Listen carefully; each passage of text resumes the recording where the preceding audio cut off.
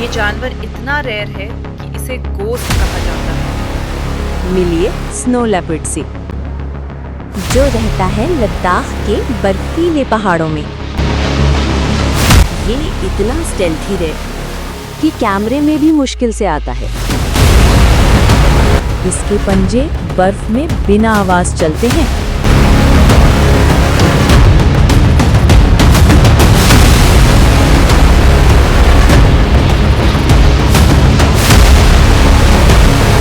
और ये 50 फीट तक छलांग लगा सकते हैं। शिकार पहाड़ी बकरियां, एकदम सटीक हमला। ये है पहाड़ों का असली गोस्ट प्रेडेटर।